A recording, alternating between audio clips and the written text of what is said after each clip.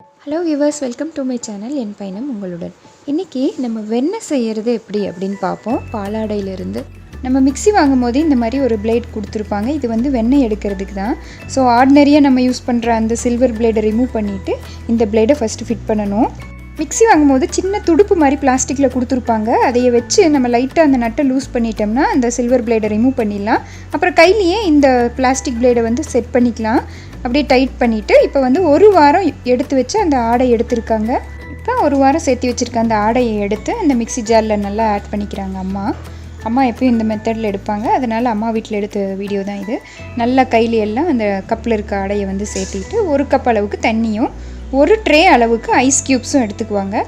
சேர்த்திட்டு ice cubes ஒரு tray பூரா ஐஸ் க்யூப்ஸ் சேர்த்து வச்சு அதையும் இந்த மிக்ஸி ஜாரில் ஆட் பண்ணுறாங்க.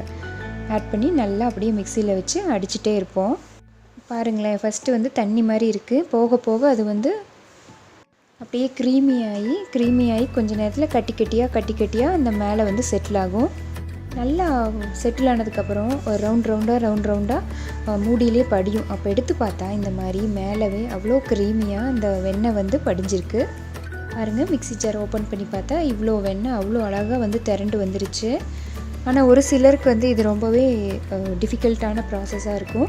ஸோ தண்ணி ப்ளஸ் ஐஸ் க்யூப்ஸ் ரெண்டையுமே நீங்கள் ஆட் பண்ணி பாருங்கள். இப்போ ஒரு கப்பில் தண்ணி எடுத்து வச்சுட்டு இந்த வெண்ணெயெல்லாம் ஒன்று திரட்டி கவலை மாதிரி அப்படியே பிடிச்சி பால் மாதிரி பண்ணி அந்த கப்பில் இருக்க அந்த தண்ணிக்குள்ளே போட்டுட்டு திரும்பவும் மிக்ஸி ஜாரை வச்சு தேவைப்பட்டால் நீங்கள் அடிச்சுக்கலாம்.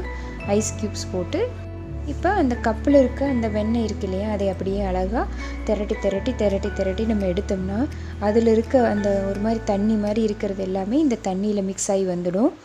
வெண்ணெய் மட்டும் நம்மளுக்கு கம்ப்ளீட்டாக கிடச்சிடும்.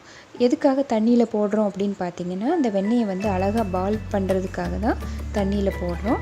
இந்த மாதிரி போட்டு அழகாக அதை பால் மாதிரி எடுத்து நம்ம ஒரு கண்டெய்னரில் ஸ்டோர் பண்ணி தேவைப்படும் போது எடுத்து அதை யூஸ் பண்ணிக்கலாம்.